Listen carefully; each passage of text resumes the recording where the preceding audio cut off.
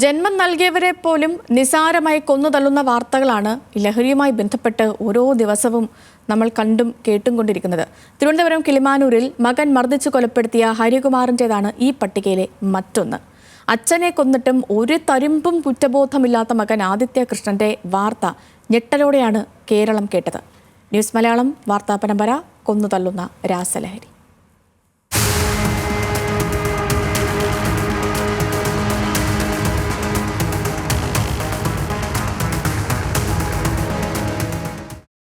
മറ്റുള്ളവർക്ക് വെളിച്ചമാകാൻ അച്ഛൻ മകന് സൂര്യൻ എന്നർത്ഥം വരുന്ന ആദിത്യൻ എന്ന് പേരിട്ടു. പക്ഷേ മകൻ ഇഷ്ടം ഇരുട്ടായിരുന്നു, മനുഷ്യനെ മയക്കുന്ന കറുപ്പ്.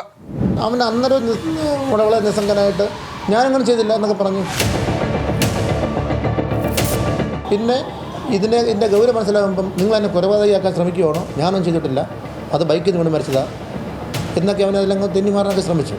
മരിക്കാനുള്ള കാരണം ഇവൻ്റെ ഇടിയും തുടർന്നുണ്ടായ വീഴ്ചയും അതുമൂലം ഉണ്ടായ പരിക്കും തന്നെയാണ്.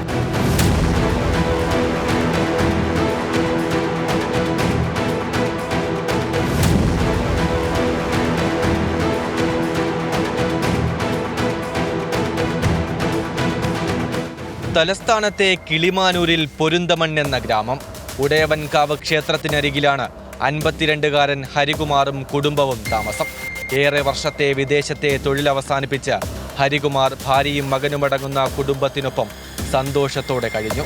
മകന്റെ ആഗ്രഹപ്രകാരം ബാംഗ്ലൂരിൽ ഏവിയേഷൻ പഠിക്കാൻ വിട്ടെങ്കിലും പൂർത്തിയാക്കാതെ 24-കാരൻ ആദിത്യകൃഷ്ണ തിരിച്ചെത്തി. അവിടം മുതലാണ് പ്രശ്നങ്ങളുടെ തുടക്കം. ആദിത്യകൃഷ്ണ മടങ്ങിയെത്തിയത് പ്രത്യേക മാനസികാവസ്ഥയുള്ള വ്യക്തിയായാണ്. ബാംഗ്ലൂരിൽ വെച്ച് ആരംഭിച്ച മയക്കുമരുന്ന് ഉപയോഗം അവനെ അങ്ങനെയാക്കി മാറ്റി.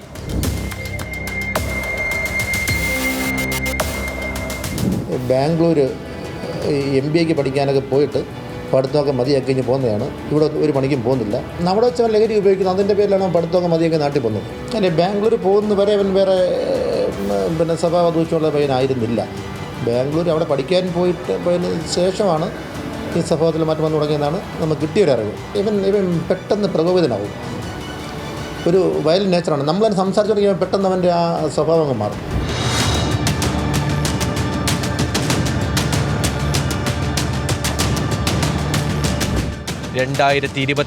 ജനുവരി 15 വീട്ടിൽ നിന്ന് വെള്ളമോ ആഹാരമോ പോലും കഴിക്കാൻ കൂട്ടാക്കാത്ത ആദിത്യ തനിക്ക് മട്ടൻ കറി വേണമെന്ന് ആവശ്യപ്പെട്ടു. ആവശ്യപ്പെട്ടത് നൽകിയില്ലെങ്കിൽ അവൻ അക്രമാസക്തനാകും. അച്ഛൻ ഹരികുമാർ അത് വാങ്ങി നൽകി. വൈകിട്ടോടെ അവൻ്റെ ആവശ്യം മറ്റൊന്നായി. 300 രൂപ വേണമെങ്കിൽ ജോലിക്ക് പോയി സമ്പാദിക്കടാ എന്ന് അച്ഛൻ്റെ മറുപടി. അവൻ്റെ സമനില തെറ്റി. ചാടിയണീറ്റ ആദിത്യ ഹരികുമാറിന്റെ മൂക്കിടിച്ചു പൊട്ടിച്ചു, കണ്ണിടിച്ചു കലക്കി, ചവിട്ടി താഴെയിട്ടു.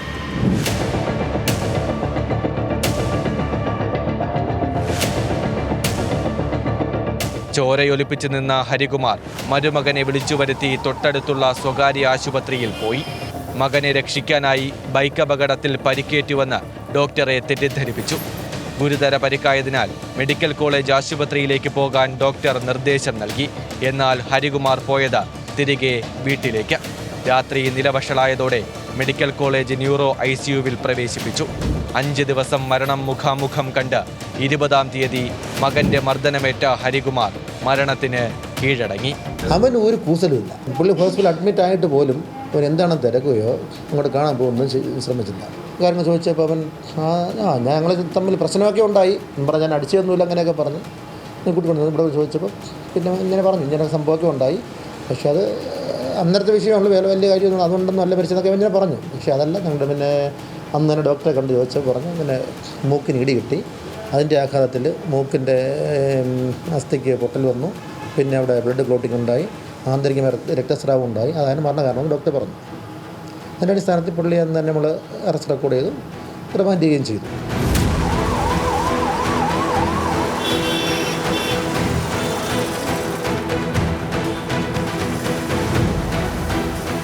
വാഹനാപകടത്തിൽ പരിക്കേറ്റാണ് മരണമെന്ന് പലരും വിശ്വസിച്ചു.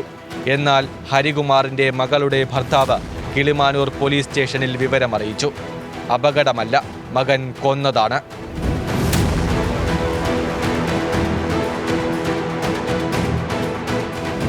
നേരത്തെ പറഞ്ഞതുപോലെ അവനിഷ്ടം ഇരുട്ടായിരുന്നു. ഇരുട്ടിൻ്റെ കറുപ്പ് കണ്ണിലേക്ക് കയറിയാൽ മുന്നിലുള്ളത് അച്ഛനാണെന്നറിയില്ലല്ലോ. എത്രയൊക്കെ ശ്രമിച്ചിട്ടും എന്തുകൊണ്ടായിരിക്കും ഈ ലോകത്ത് ലഹരിയുടെ ഇരുട്ട് മായാത്തത്? ക്യാമറമാൻ ഷമീമിനും MG മഞ്ജുഷനുമൊപ്പം VS അനുരാഗ്, ന്യൂസ് മലയാളം, തിരുവനന്തപുരം.